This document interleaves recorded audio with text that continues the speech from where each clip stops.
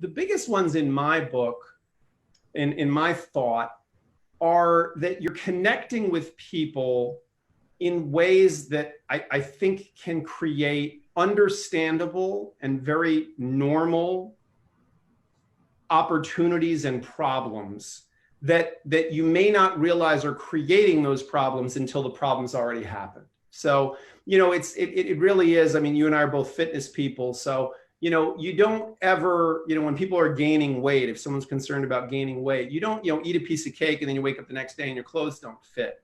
You make a lot of small decisions. And then one day you turn around and you go, wow, I'm not in the shape I want to be, or my body doesn't feel or perform the way I want it to.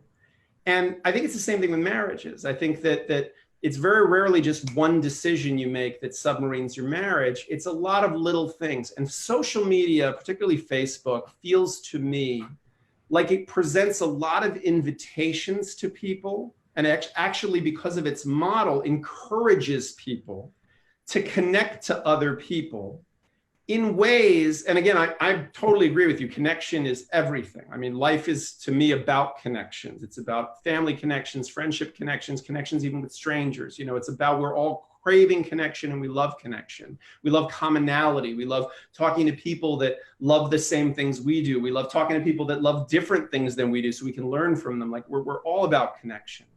But connecting with people, particularly people of, I don't want to say the opposite sex because it rules out, you know, people in same-sex relationships, but people who we have potential to find attractive, people who we have the potential to be a romantic partner with. If you have an innocent way to start connecting with that person and start looking into the details of their life with a plausible deniability, with kind of a quote unquote good excuse to be doing so. So I'll give you some examples from my professional life. I have a lot of clients who end up having affairs, and their marriages end in part due to these affairs that they've had. And when I talk to them over the last 5 or 6 years about how did the affair start, it almost always has a very, very benign, normal, understandable, and innocent start. So it's rarely that someone sees someone and goes out and just says to them, hey, I'd really like to have sex with you. And then the other person, I would too. It's usually that, you know, they saw them at the gym and then, you know, they chatted with them and they said, oh, you know, did you see this Facebook group for the people at this gym? Or, oh, did you see, have you ever read this book? Oh, I'll send you an email with a link to it. And then people make friends on social media, and the social media connection now not only connects you to this person, but also opens the window to their life a little bit. Again, the greatest hits reel of their life. So the best pictures of them, you know, all these things that, and then it invites conversation. Because if I went on your Facebook page, I might say, oh, she went to Barbados last month. You know, I've been thinking about going to Barbados. Where did you go? Did you have a nice time? Where did you stay? And now we're having a conversation and we're talking. And that's starting to make these small connections with this person that, again, if it's a person who has the potential to be someone you'd be sexually attracted to, romantically attracted to, who might give you different or more attention than your spouse is giving you at a particular moment, you know, or who it's just novelty. I mean, look, we're creatures of habit. I have a favorite food, but if I eat my favorite food every single day, eventually I might want to eat something different just because I want some variety. So I really do think it's, again, these are normal human drives that we've been dealing with for as long as there were human beings.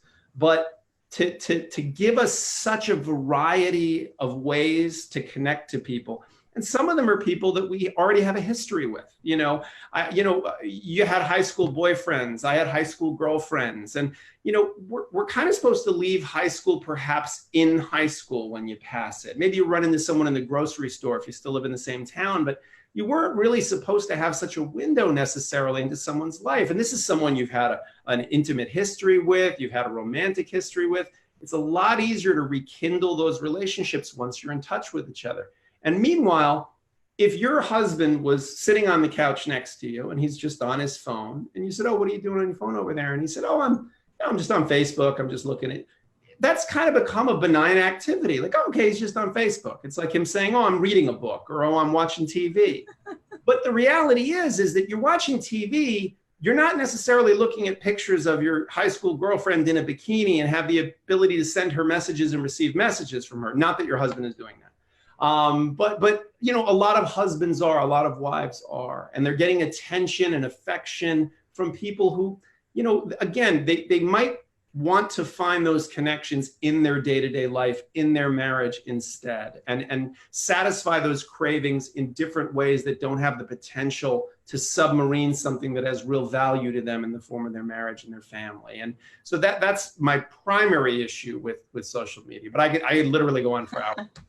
How high is the percentage, do you think, of marriages that are broken up by social media? Yeah, I mean, you know, I don't know that that's ever been tracked statistically, but I will say to you, in my personal experience, my professional experience, I would say over the last 5 years, social media is involved in at least, I would say, 90% of the case. That's a pretty either as the start of infidelity or a manner in which people would facilitate it. You know, you and I are of a similar generation, and we might recall, you know, Stevie Wonder's hit song "Part-Time Lover," you know, and it was a big chart hit back then. And if you think about the lyrics to that now, it's about someone having an affair and how they're carrying on their affair with their part-time lover. And one of the lyrics is, you know, call up, ring once, then hang up the phone to let me know you made it home.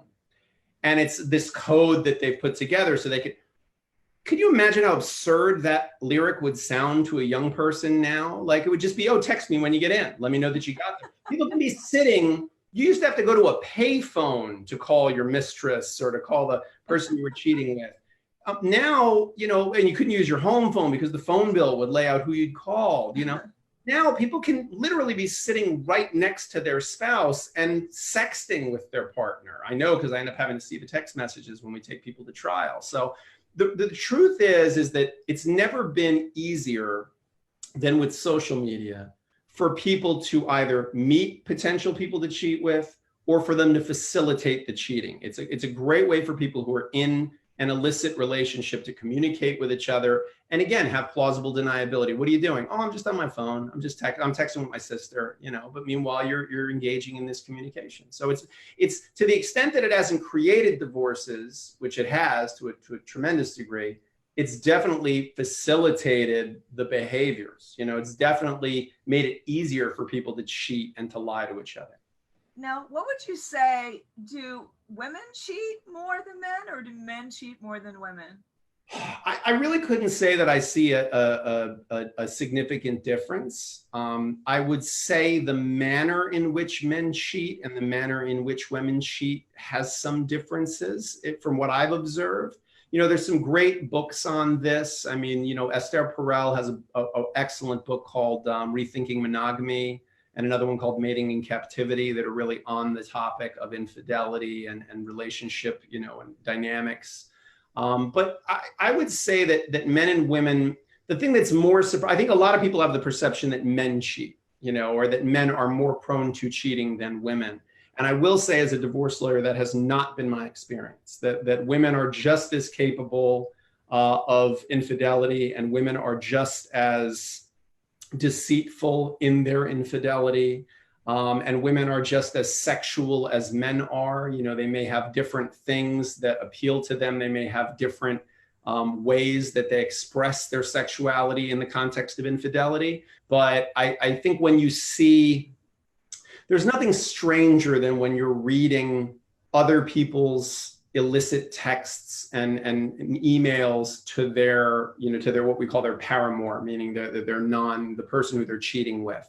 Because you know that these are communications that were just meant for this one person. They were just meant for the person who they're cheating with. And you read them and they seem almost absurd. You know, it's just odd to read someone's communications with, and as a divorce lawyer, I end up having to do these things. I end up having to you know, pages of text messages and emails where people make admissions about things, and we end up having to use it in court and weaponize it against them.